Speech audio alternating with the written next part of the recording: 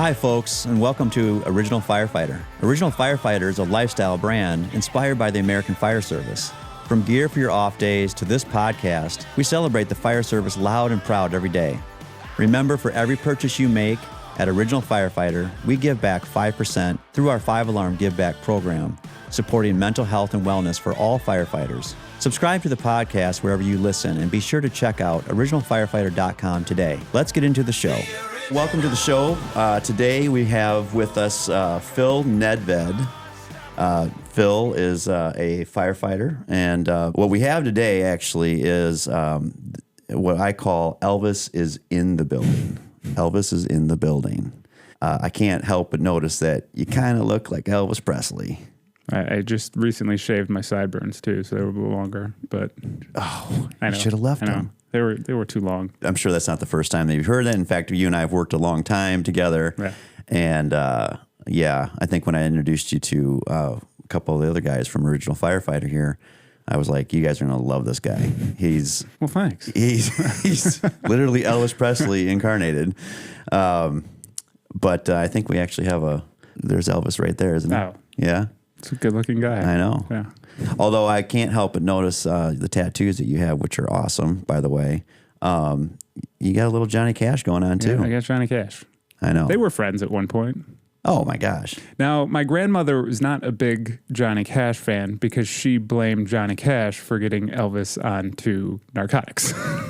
At least that's the story that, she told me. Sure. Because she's the one who got me involved in Elvis and absolutely love him, his music. The movie was pretty good, but, you look at his story now, and I guess you put things into time. Right. Priscilla was 14.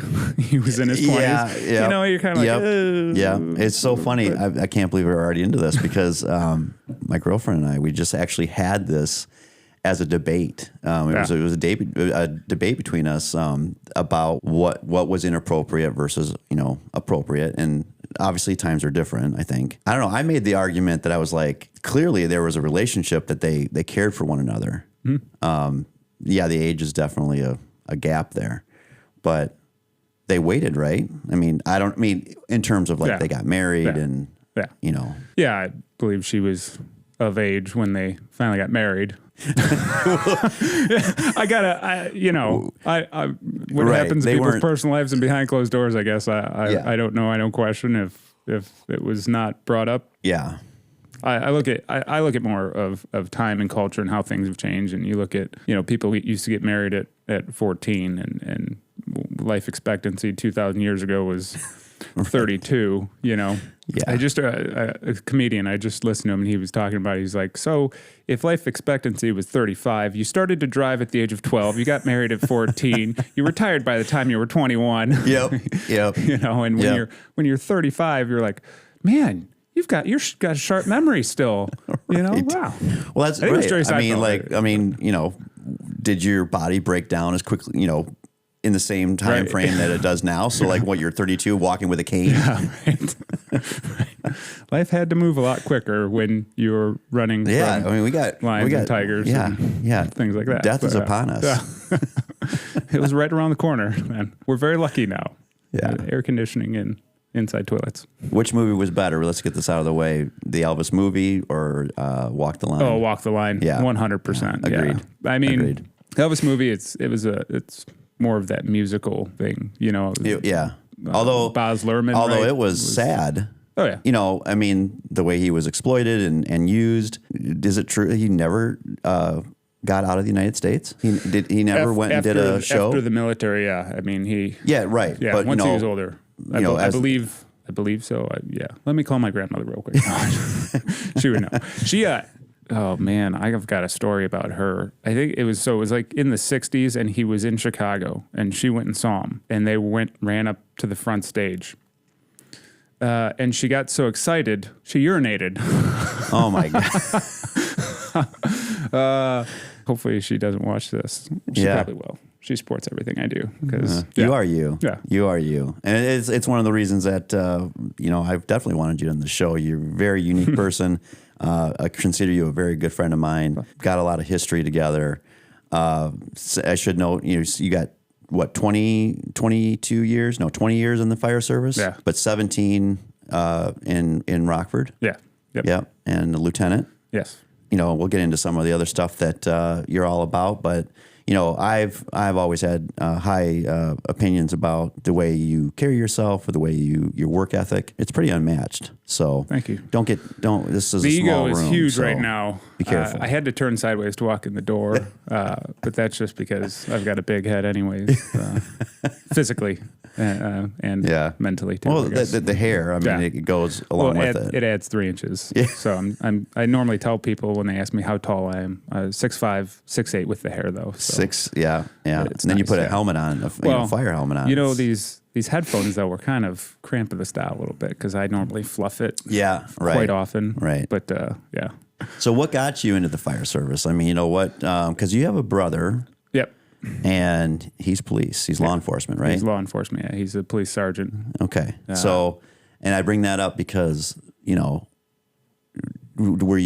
fact that you guys both ended up being first responders, is that part of your history, your family? Were you competitive about this between you and your brother? Or how did this, how did this all come to be? We grew up playing sports, and I think that is one of the main things you see in people in public safety for law enforcement, firefighters, is competition, right? You play sports, and with sports at a young age, it helps with a lot of things. It helps with discipline. It helps with exercise. It helps with the things that we look for in firefighters and police officers, I'm sure. We're always competitive. Yeah. I mean, we want to be the best. Yeah. And having him, we're very close in age. He's a year and a half older than me.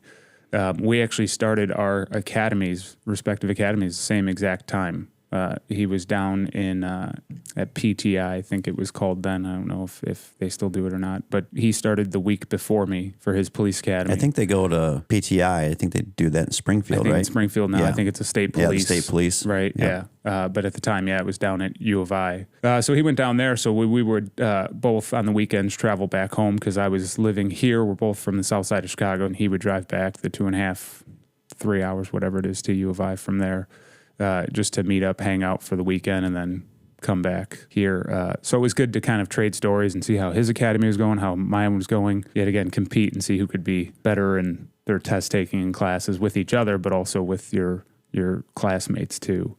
So it was pretty cool. My dad always likes to take credit for us being involved in public safety. Because initially, I think when I was younger, it was law enforcement too. And at a certain point, my dad kind of guided me more towards the fire side, said, you know what, you're more built for the fire service physically. Your brother's more built for law enforcement mentally. Oh, really? He's very, you can't frustrate him. So he's you can't smarter anger than you? him. Yeah, you took the right test. I took the right test, right? So I would say at this point I'm smarter than him. But that was something to where, at the age of 12 years old, my dad told me that, and service was always something that we both wanted to do, the military for both of us. I know he was in the ROTC in college and decided the year that he would actually have to make a commitment to the military, he didn't want to. And at that time, it was early 2000s. We were involved in Iraq and Afghanistan and kind of believed at the time what we were doing there was right, until 20 plus years later now, we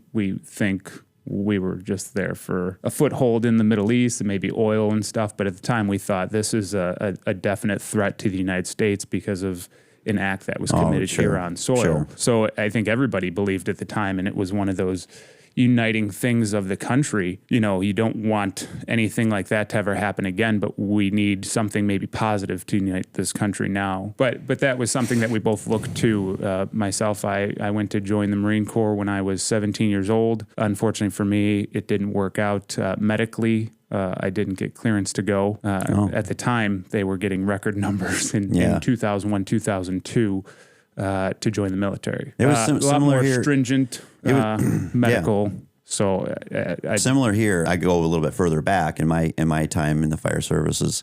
I started in 1991 in the fire service, but I was thinking the entire time before I was sure about firefighting. I also had the same thought about I should go in the military. And my dad was in the Air Force, did 20 years, and I had a lot of encouragement that if I were to go down the military path, then that might be a way to go. And even now, people ask, do you have regrets in life? And sure, we all do. Mine is actually the fact that I do wish I had given, say 2-3 years to a branch of military.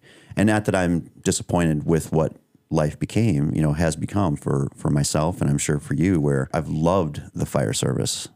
But there is that one little piece that's like, I think I needed to do that. Yeah. And clearly I encourage anybody to join the military for lots of reasons, especially love a country. So, yeah, and my hats go off to anybody in the military, that's for sure. Thank you for your service. No, always, always. So I think that kind of started our path to service. And I think when people, go through their oral interview process to become a firefighter or police officer, they always get asked the question, why do you want to do this? And, right. And that kind of the canned answer is, I want to help people, right? I always steer. I know. I mean, I know that's going to be said. It's going to be said, right? But I always encourage, come up with another way of saying that. Don't just... Because that's clear. We all want to do that, right? Yeah, and that's why I say it's service, right? Yeah. I want to do service, and it's not just for the citizens, but it's for the community or the country or whatever you might say. So I prefer that term service, and that's where my mindset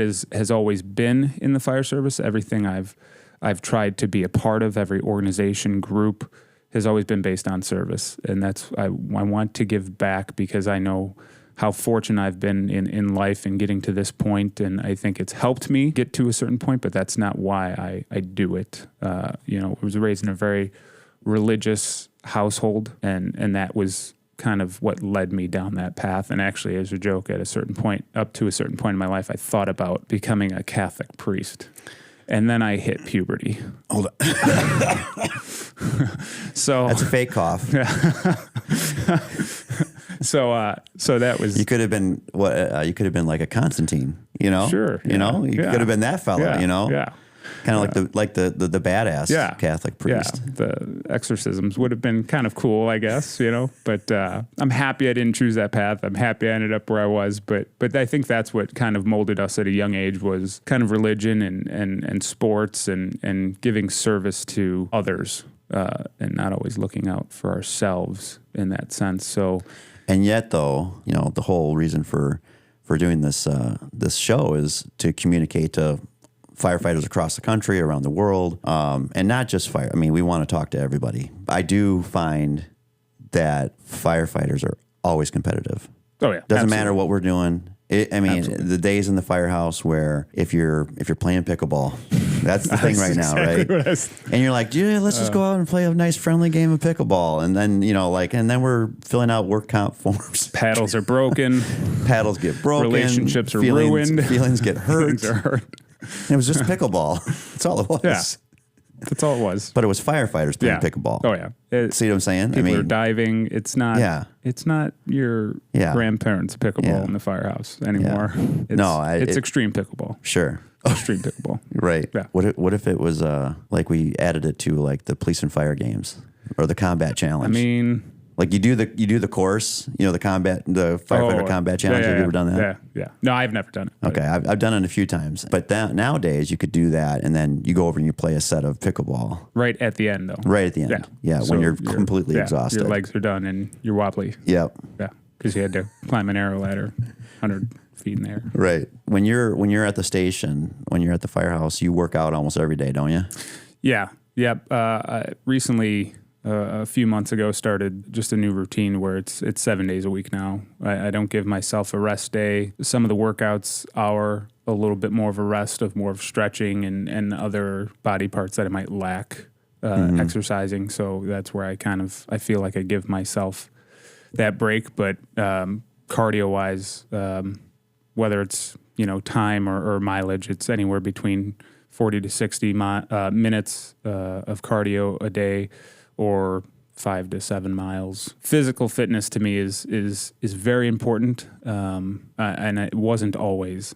But this job is a very physical job, and in order to stay healthy and make a full, long career, I think it's one of those key things that we really need to focus on in the fire service. Absolutely. Physical fitness, and that's why I bring it up, because again, and for those listening or watching, is that you and I have worked together a number of years together. One of the things that I really respected was the fact that you were able to get other people who weren't always interested in working out, and you could get them to go use the gym, go downstairs, hit the treadmill, things like that. And that became, again, another competition, And, I remember a few years ago, I got involved in, a weight loss competition at station number 2 down the street here. And there was money on the table and who was going to win the most or who's going to lose the most weight and all that kind of stuff. But at the end of the day, after the competition was over with, I just kept right on going. I mean, and now there's a big part of it that defines what I do on my days off. Well, now they're all days off. Yeah.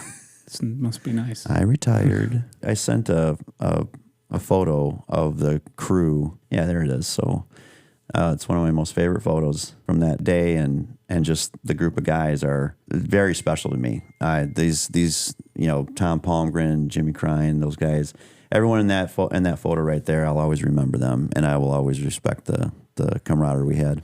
And that one of the coolest things too was it was your last day after in the fire service for over 30 years, right? Yeah. And one person's very first day in the fire service. Oh yeah. So I mean, you can't pass the torch any better than that. I mean, that guy is now the future of the fire service, and to see something like that, his very first day of what he's working towards. Yeah, you're referring to the guy to the right. Yeah. Well, he'd be on my left, I guess, in that photo, wouldn't he? The guy that looks really jacked. Yeah, he does look really jacked. Swollen arms. Diaz, right? Yeah, Diaz.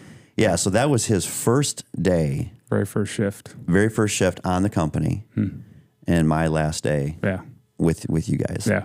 I think those kind of moments are rare that you have something like that, someone's last day and someone's first day, but a very meaningful one, to be able to learn and see what it's about. Sure. That's probably one thing that if I could recreate something about the fire service, I'd like to remember what was I feeling the very first day, the very first shift, not the first day at the academy, because you just knew that for the next 12, 14 weeks you were just going to get your ass kicked. Yeah.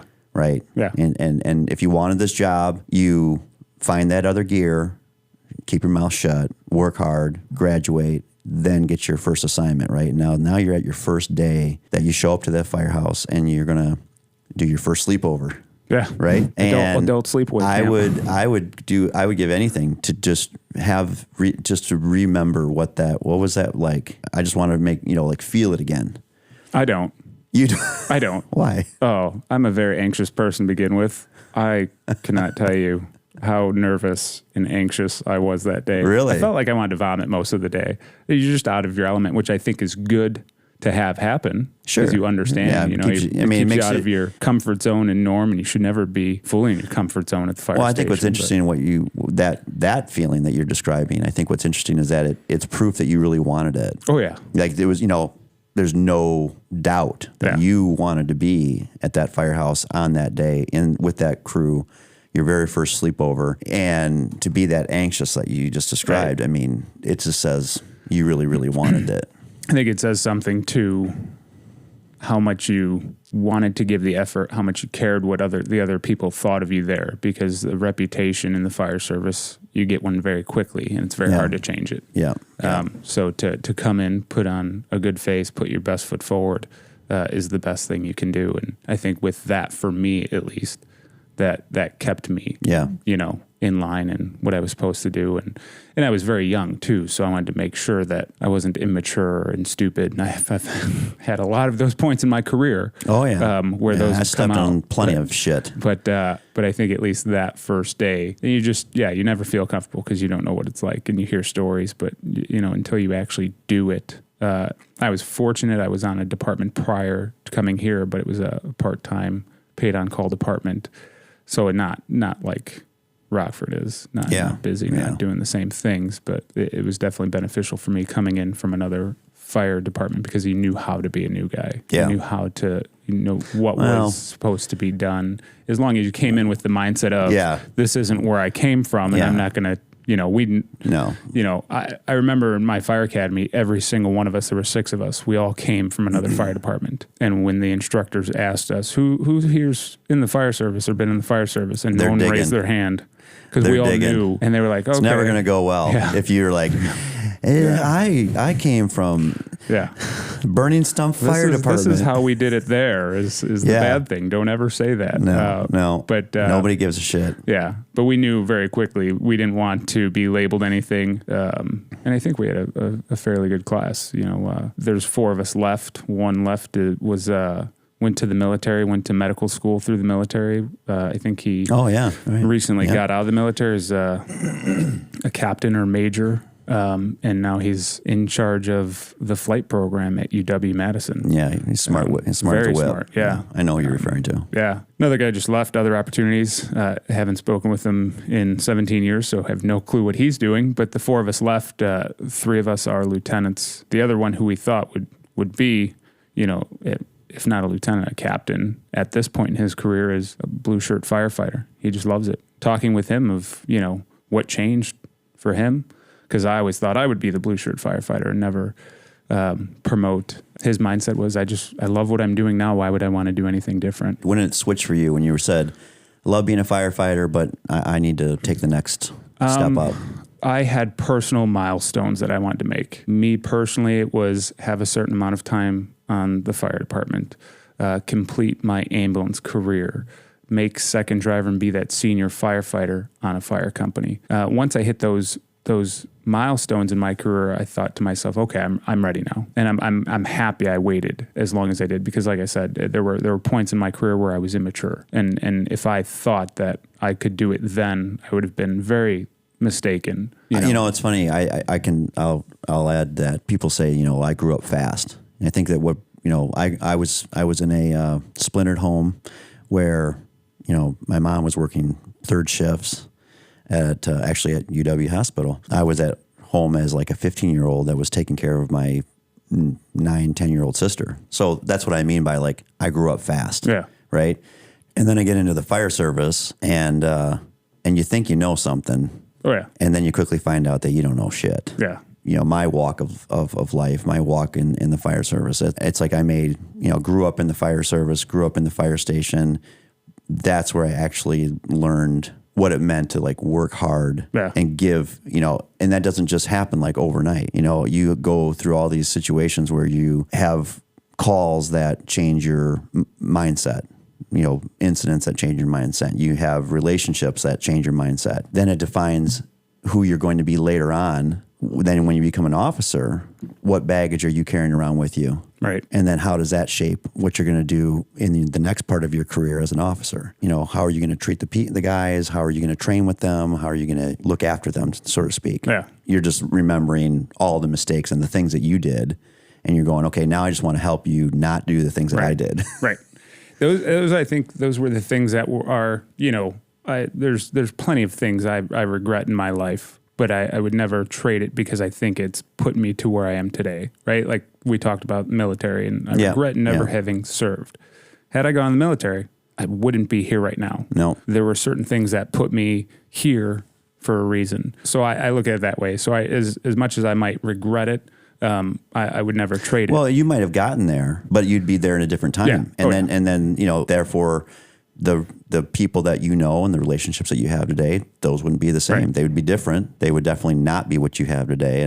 And again, this goes back to the relationship that I know that you and I have is if you value what you have today, then you did the right thing. Yeah, absolutely. Yeah, with the regret, there's plenty of things that I regret, but I will say it's put me where I am, and I've learned from them. And as long as you can learn from those past mistakes, to me, that's how you learn. Yeah, is by making mistakes. And if you don't make mistakes and you're perfect, then what are you taking away from it? So it's put me in the position that I am today. I know why I'm in the position I'm in, or why I want to be in the position I'm in. It's to serve my crew members now, to be able to make sure that they are taken care of, because to me they're the one of the most important parts of what I do every day.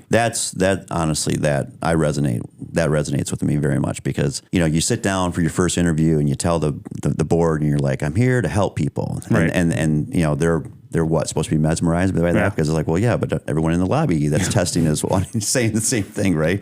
This is the 100th time I've heard this today. Right? Yeah, real original. Yeah.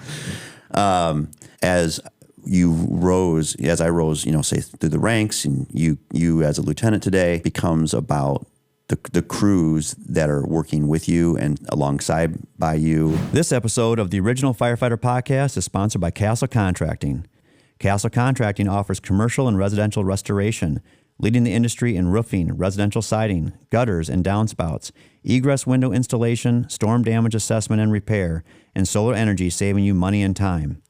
If you want to be treated like royalty, contact Castle Contracting to schedule a free inspection. Call them at 877-512-4207 or go online and visit castleexteriors.net. That's 877-512-4207 or go online and visit castleexteriors.net.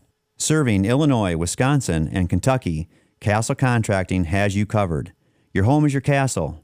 Call Castle Contracting today. You want to be like, no, I want to help them. Right. I want to look out for them. I want to make sure my decision making does impact them in the best way possible. Yeah. Do you think you'll go to the next, captain? No? Nope. Lieutenant. No. I'm good at lieutenant. Right there. I know we've talked about this before. We have, yeah. So we have a list on the board at the firehouse. And of course, firemen, sure, we might look like we're physically fit, some of us, but we eat terribly. So we like treats. Right. So now there's a list on the board of certain things. Like if you do this, you're getting a hash next to your name and you have to buy treats. And we actually had to add one because we had, with the new recruits coming out with younger members now. And one guy, we asked him, like, have you ever seen Backdraft? He's like, no. Have you ever seen Ladder 49? No. Have you ever watched Rescue Me? No. We're like, okay, so you owe 3 treats here. Yep. Like that should be a requirement. Yeah. But then the conversation started was rewatching that movie when I was younger. It was like, wow, that's so cool. Right. Now at this point in my career, it's like, it wasn't that great of a movie. I won't lie. Yeah, I think when it didn't hold up to time. I guess. Doesn't. No. Ladder 49 a little bit better, but then it started the debate. You already beat me to it. I was going to ask you, and I also agree. Ladder 49. I think they're different movies. I mean, clearly they're different. I mean, actually, they're both about real life situations. Yeah. You have the Hoff brothers over there in the movie Backdraft, which are real Chicago fire life people. Yeah. And then Ladder 49, it's structured around the Worcester, Massachusetts cold warehouse fire. Yeah. I do think that Ladder 49 is the better movie. Are we going to get canceled? I don't know. If you haven't seen the movies, you should watch them. If you have seen the movies, but it's been a while, go back and watch them. Yeah. They're good. But I think the one thing with Backdraft was like when they roll out of the fire station, the firehouse, and they're up in the hose bed. Yeah, doing shenanigans, and then I love how Billy Baldwin. I love how he transforms like right now, and like he goes, he's a firefighter, and then he's a fire investigator. Yeah, like a weekend on Company. Yeah, yeah. Well, they Hollywooded that movie too much. Well, and again, I mean, they were Backdraft is sort of making kind of like a murder mystery romance type, Are we segueing into that? You're also a bit of a storyteller. I'm a storyteller. Yeah. I like to read. You're a story reader. So Phil has a knack for reading books to his crews, like at the end of the towards the evening hour after Station 2 story time is what we call it. Yeah. We thought about doing a podcast, but we didn't end up doing that. You don't need to. You have your voice. Yeah. You pick a book and you actually read it to the crew. Yeah. You read it from page 1, chapter 1 to the end of the book. Do we want to say what book it is and maybe get some sales on Amazon? I don't think I'm going to go. I'm going to go down that road. But I've never written a book. So anybody out there that writes a book, publishes it, gets it out there, I have respect for you. Yeah, absolutely. I've never done a podcast, and apparently I somehow think that I know how to do this. Do you think people have tuned out already? I don't know. Yeah. Tune out, tune back in. Yeah. They don't like Backdraft. Unreal. Yeah. You brought up Rescue Me. Yeah. That was a pretty badass show. It was. The very first episode has such an iconic scene within the first few minutes. Oh, yeah. With Tommy Gavin at the Rock, and I think that was 2004, 2003, 2004. Yeah. And that's right when I got involved in the fire service, and what an iconic scene that was for an 18-year-old me to be like, yeah, that was cool, and then realize like, it's not really how it's done. No, again, I mean, all of these things that especially now, you want to know it's probably the most realistic thing, which is now turned, yellow on is golden is emergency. Yeah. I mean, that's what people should be bringing treats in for. You ask the young guys and be like, have you ever seen Emergency? Hey, who do you like better, Johnny or Roy? What? Yeah, right. Now we know. Right, exactly. Don't ask them if they've seen Emergency. They could say, yeah. But that show, you based what, LA City, LA County, I think they were. Actually, it's well known that series greatly impacted the fire service, the American Fire Service. Really? Oh yeah. I mean, it was. I think it really drove the idea home of firefighters being medical response because they were in the squad and they were firefighting.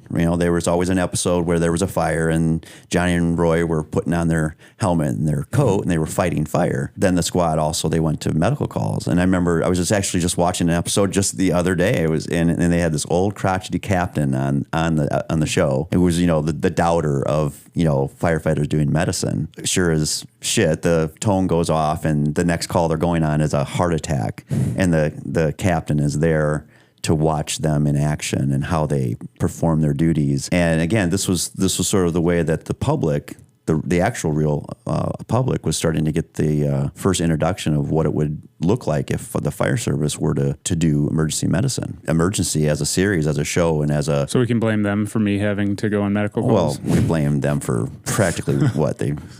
Some people would say they ruined the fire service. Way to go 50 years ago.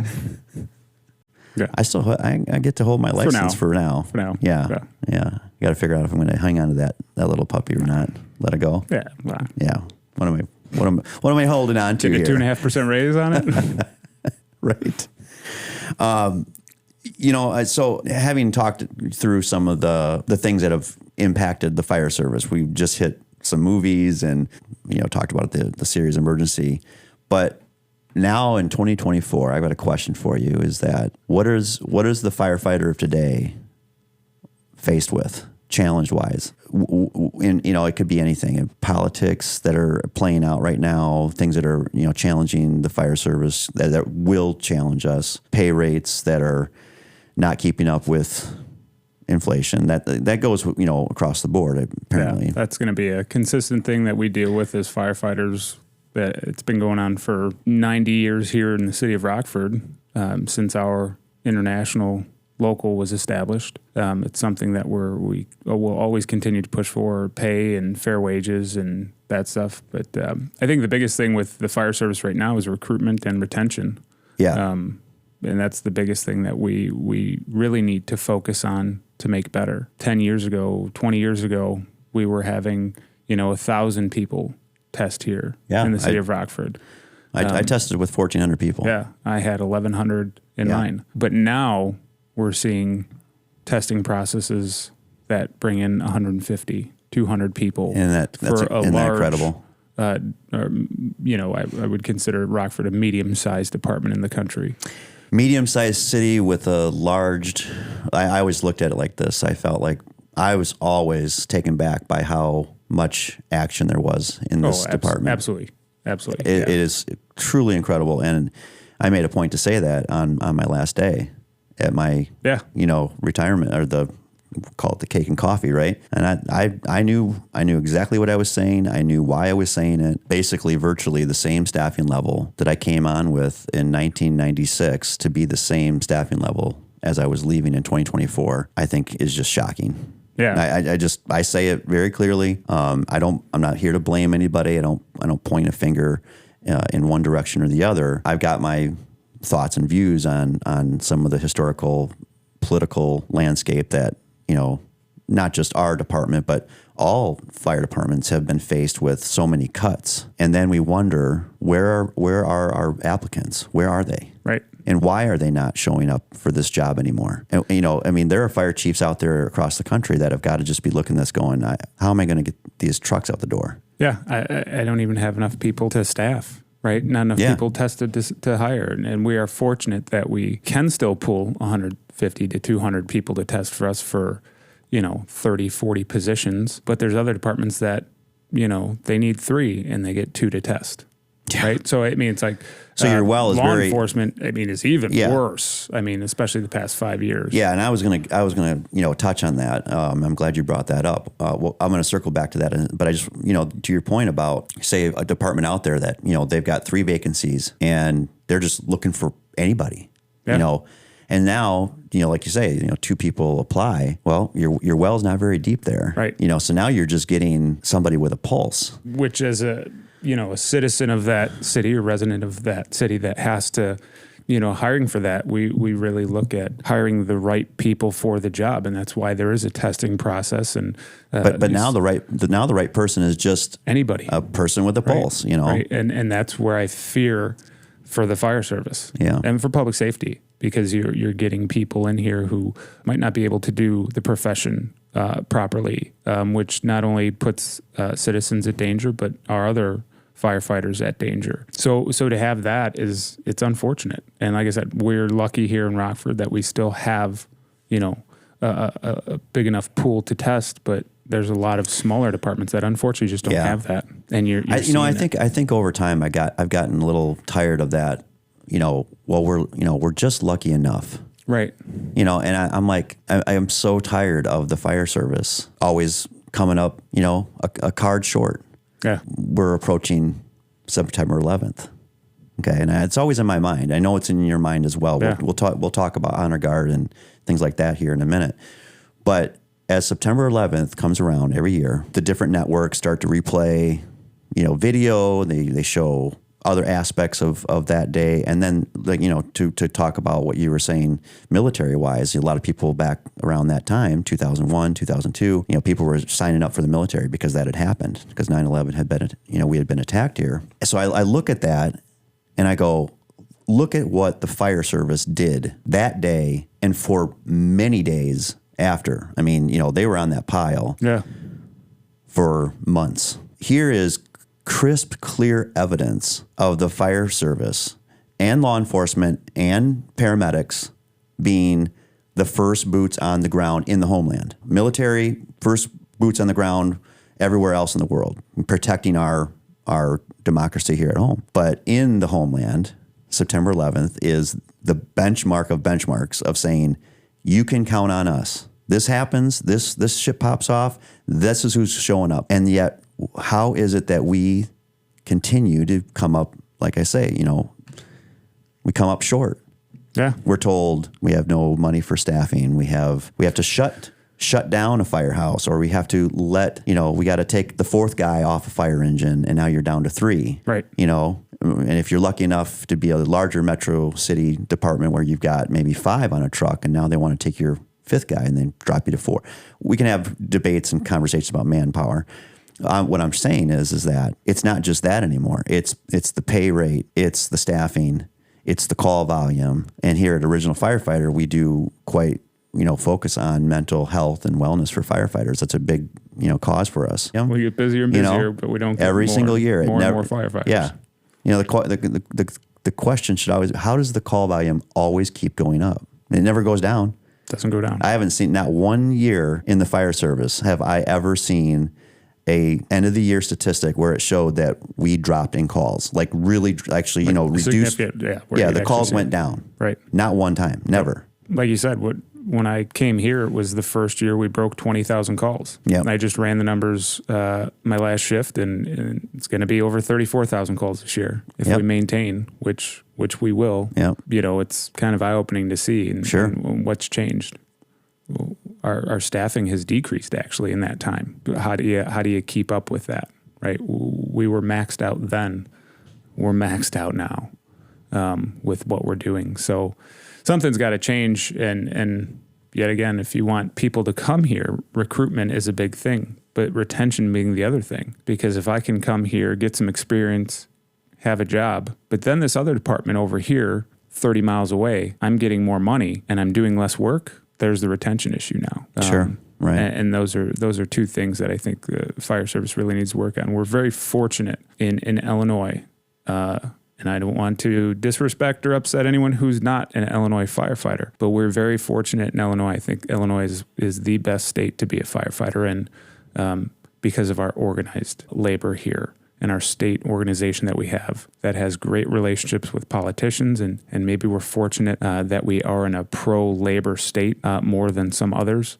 I think that's been beneficial for us, but their big push now is recruitment and retention. We're very fortunate to have one of our own being in charge of recruitment and retention effort at the state level with someone from Rockford. And he's doing a phenomenal job with that, not only on the state level, but on the international level. Hopefully, he's able to bring those things from those organizations back home too, and really hit the recruitment and retention locally. So to have someone local, state, and federal for us is a huge, huge benefit that hopefully we utilize him more. I think the fact that you have to be engaged at the local, the state, and the federal level. You have to be. I don't even know that we even have defined the problem that needs to be fixed because one, there's a lot of different issues, and because there are so many issues that are impacting the firefighters, the fire service, and not to leave out we don't leave out law enforcement, we don't leave out the paramedics here. The fact that all the first responders are being challenged in the United States with so many issues: pay, retention, just your standard of living, the call volume itself, the mental stress that goes into that, and then the physical aspect of the job. You're constantly bombarding your body with different stresses that are breaking you down. To put all that out on the table and then sit there and continuously fight for just the most basic things. Right. And it just, again, I go back to September 11th. Why was that not enough to say to anybody, in politics, and to say, to our aldermen and to our city managers and administrators, and say, what are we even talking about here? Because if the bomb went off tomorrow in any town USA, who shows up? Right. So is that taken for granted? Yeah. I think that should be asked, because we always respond to the call right now. Yeah. So the assumption is that when something really bad happens, we'll still respond to that call. What they don't realize is human nature, right? And at the end of the day, I'm not saying me specifically, but we have families. Right. So am I going to stay and do this job if something catastrophic happened in this city or in this state, or am I going to go home and be with my family? That's someone's going to have to struggle with that. And I think we saw that with Hurricane Katrina. There were a lot of law enforcement officers and firefighters that left and they went home and they didn't come back. You want to make sure that you have the people respond. But at the end of the day, do you have the right people to respond, and the amount of people, and are there plans set up in place, and what do your emergency operations look like when something like that happens? So it'll definitely be, you hope nothing like that ever happens. But if it does, like a Katrina again, who's the next person to, I'm out. Yeah, right. And again, with very little to back that up with. Yeah. I think and it comes back to the pride of being a firefighter, or just any part of the fire service. If you're a telecommunicator, dispatcher, paramedic, law enforcement, they do their thing. Society speaking, they have a huge responsibility out there. And so I don't ever pit one against the other. We're in it together. We're sitting here talking and saying, well, the fire service is getting worse because we're not seeing the people showing up for the greatest job in the world. Right. And so we're scratching our head going, well, how is this even possible? Because I have a lot of pride about it. I know you do as well. We'll talk about the honor guard here in a little bit. But law enforcement, if we say we have 150 people showing up for a test, they got maybe like a third of that. They have just enough to get by. From what I'm hearing out there. They have just enough to get by. Most places, I can't speak for any place outside of Illinois, but most places in Illinois typically have a 2-year list. Right, that'll last them that entire time. They'll pull their applicants from there. I don't think many police departments have a list that lasts more than a year to struggle to get the applicants even to come and take the test. Yeah. And unfortunately, and now we're seeing, they're bending rules that they've had on the books for standards are being changed for sure. And what else are you going to do? Like you said, anybody with a pulse at a certain point. Right. And that's not the person that you want to, especially in law enforcement, entrust with a gun. Right. Certain powers and authorities. Yeah. And we say, well, not we, but people say, it's abuse of power and this and that. Well, look who you hired, unfortunately, because you've made the job so undesirable that what did we think was going to happen at a certain point, and it's just, It's a shame that that's what we have to look at and see and know that potential is there. Right. Yeah. I'm going to brag on this for a second. This is one of the things I have the most passion about this company, Original Firefighter, is that we should be out there saying very loudly and very proudly, we love the fire service. It's awesome. It's beyond the camaraderie at this point for me. It's a great family. It's a great thing to have your fellow firefighters that are always there with you, and those that become your best friends. And they, you guys just went through a pretty big, significant flood event. Yeah. Right. And we call that, where the whole city flooded and just calls going left and right, and it was exciting. I'm assuming I experienced it in 2007, 2008, where the city flooded, twice, 2 100-year floods within 9 months. And now we've had 3 and and I mean, and so years. it's just truly exciting. Yeah. You're just going to call, and you're exhausted, but man, you're really finding another gear inside yourself, just pushing you, and there's just no off button, and it's exhilarating. Yeah. And I think that I love about what we do here is we talk about the fire service loudly, proudly, and don't back down. I definitely want to know, how do we fix certain, the issues that we've talked here today about. I don't know how we do that. I don't, I do think our society is relying too heavily on first responders to figure out basic issues, things that we would say, well, that's kind of just some common sense. Like, don't do that. If you do that, you're going to have to call 911. So just don't do that. Right. We like to say it's job security, but at this point, it's we're totally secure, right? I mean, if no one's testing and you've got the job, I mean, okay, your job's secure in one sense. Yeah, I don't know, but like I said, I mean, here we just want to make sure that people are aware of how wonderful the fire service is for so many reasons. Just to maybe start to kind of think about another thing that you and I have in common is our approach to the honor guard within our fire departments. And if you want to feel a sense of real pride, I think that's someplace for everyone should rotate through that. Yeah, I really think it's something that if you say that you got involved in the fire service to help people, then this is just a part of that, right? Because we might not be helping the citizens, but we're helping our own, right? We're the ones that honor them at their funerals and visitations and make the presentations to the family so they can see how loved, how cherished that person was for everything that they did for their career, whether it was someone who, was able to have a good full career, retired, live to a good old age, and then pass away, or if it's someone who tragically died in a line of duty incident. We need to make sure that that family knows what that person did. So I think it's a super important thing.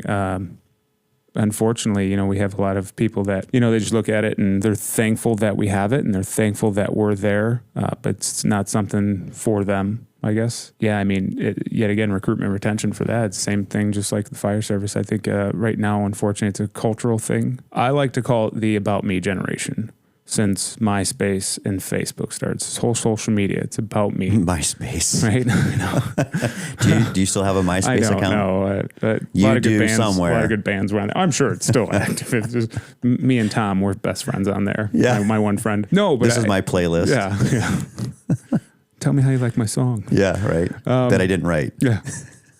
No, I think it's a cultural thing for sure, and we still have people that have the service, but maybe we're a little bit more selfish than we used to be. And the fire service it's funny when you look at it, because 20 years ago the same things were being said as I'm saying now, right, about the younger guys coming on now. So nothing's changed. We just haven't figured it out yet. Going back to how do we make these changes, I think a good solid group of organized members that you have that go and fight for those raises, those wages, the safety, all those different things we talk about. We need people involved. We know, being involved in the fire service for so long, that you have 5% of the people that do 90% of the work. Right. And that's where we struggle. So with the honor guard, I think it is a great thing. I think it I wish it could be like a mandatory service, right? You do your 2 years, and then you're done, kind of. Yeah, I mean, that's where I was, I think that you should rotate through the honor guard, even if it's a year. Right. I mean, again, I was always, into I mean, I wanted adrenaline. When I say I wanted that adrenaline rush on almost everything. You know, I wanted to hit the fires. I wanted to be on the extrications. I wanted to be on the tech rescues. And when you get into the specialties, for example, you know, there's a lot of commitment there, whether you're into technical rescue, structural collapse, you know, vehicle machining, extrication, whatever.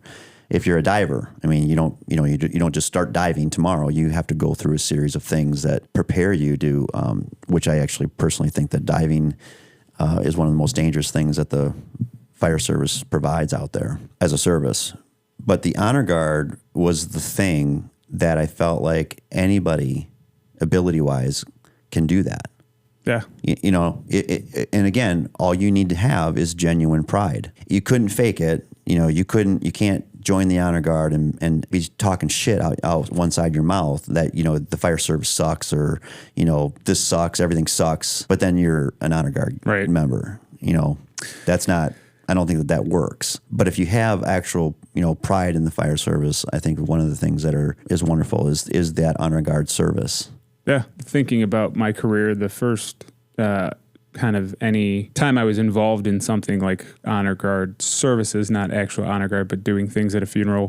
When I was 19 years old, we had a lieutenant that passed away. And so everyone on the department was there, was involved in maybe those honor guard processions and kind of rituals that we do. And that kind of gave me my first taste of it. So once I came here, I knew it was something that I wanted to do.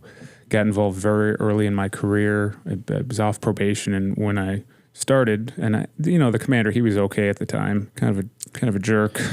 Don't go there. Don't go. I'm sitting right across from you.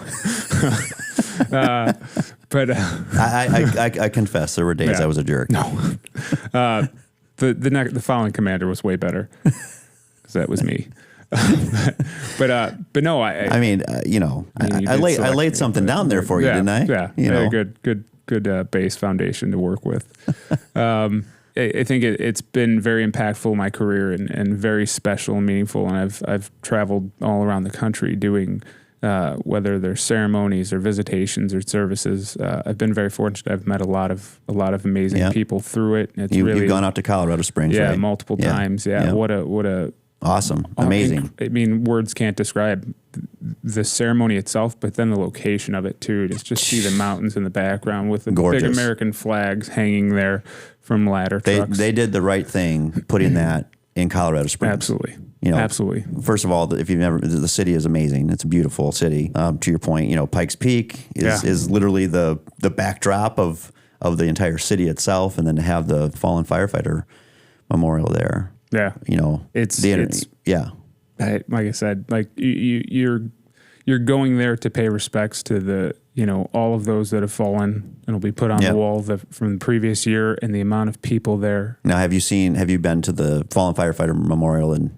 Emmitsburg? In Emmitsburg? No, I have not been to there. So I've been to both. Yeah. They serve a very good reason as to why there are two fallen firefighter memorials. You know, the one at the National Fire Academy, it's very, very beautiful. It's very, very well done. It's not easily accessible. I mean, if you're in Emmitsburg, Maryland, you know, or if you're out there on the East Coast, you can find it. You can get to it. Don't get me wrong. And you can actually, you know, stop at the academy, get a guest pass, and you can walk over there. But there's a process to that. Yeah. Oh, yeah. Right? You know, so there's a process. Whereas, you know, not a public park that you can walk to. Exactly. And that's why I think, you know, the one out in Colorado Springs is like, you know, it's accessible to anybody. Yeah. I think that's a good way for us to start to wrap up our session here is to talk about the honor guard, the way that we were able to see the fire service from a different point of view. You know, it's not just about showing up at the firehouse, getting on the fire truck, going out. You know, you're answering a different type of call. Yeah. Is the way I would say. Yeah. You know, you're doing something that's very special, I think. At Original Firefighter, we ask, you know, what do you do on your off days? How do you manage the onslaught of calls and obviously as an officer, you're also managing people and their issues of sorts. And then what are you doing on your off days? What are you passionate about? Yeah, I think the biggest thing for me now, I've matured through the fire service, have dealt with a lot of personal struggles and kind of demons. I've learned to lean on my family. I think that's the biggest support system there. So having them there and supporting me, go back to my faith, and then exercise. Yeah. I think those are the three biggest things that kind of help me balance and get back to that stasis of, okay, we're here now. We're leveled again, because when you're at the firehouse, whether you go on 20 calls or 2 calls, you're always living at an elevated level. You're a little boxed in too, Yeah. In one sense, people could say, well, it's great because I get away from all the other things that I have to deal with in my daily life. But you can feel sort of, caged in, if you will, too. Oh, yeah. There's nowhere to go. No, you're here. You're there, and you're not going anywhere for 24 hours, most likely. Yeah, so I think for me, those are the 3 big things for me that I kind of, my off time is surrounded up around that. I'm very fortunate, have a very, very loving wife, have a daughter that's amazing. Sports, school, all that stuff takes up a lot of time. And the exercise is, I think, the biggest thing too, because even in your personal life, you might have ups and downs, but that can bring you back. So for me, it's always about that, and it keeps me grounded, to go outside for a run on a beautiful day or hiking. I'm just curious because you got another tattoo coming up? Yeah. Yep. What are you going to do? My brother, the cop actually got into tattooing this past year. Like he's a tattoo artist now. Yeah. Oh, wow. He's looking awesome. towards his retirement. Okay. And what he wants to do. So he thought, well, phenomenal artist. And we always say he should have gone to art school rather than school to become a cop. But phenomenal artist. So he's drawn some things up for me right now, but it'll probably be on my right thigh/knee, and it's going to be kind of an old school vintage fireman. So that kind of that traditional style of tattoo, but kind of turn into a firefighter. We love that here at Original Fun. Everything we do, it's traditional for a reason. Yeah. So I love the fact that you're talking about, and for what it's worth, I would, it'd be interesting to have the 2 brothers on the show. That'd be awesome. Firefighter, cop. I don't think I've sworn on this podcast, but you've done pretty well. Where's the real Phil? He's a fucking asshole. There we go. There it is. So, folks, we're coming to the end of our show here. I want to thank Phil Nedved for his years of service and the time that you've given here today. We've had a wonderful conversation about how'd you get into the fire service? Why is it such a passion for, obviously, the both of us? We talked really well about that, and we didn't get too political. We got some things going on with our next upcoming election, and I think that there's maybe another conversation for that one. And then just having some real pride in the fire service and the honor guard and what that represents. So I appreciate the conversation very much, and remember that here at Original Firefighter, we're not just gear for your off days, but we're here for your off days. So take care, and we'll see you on the next episode.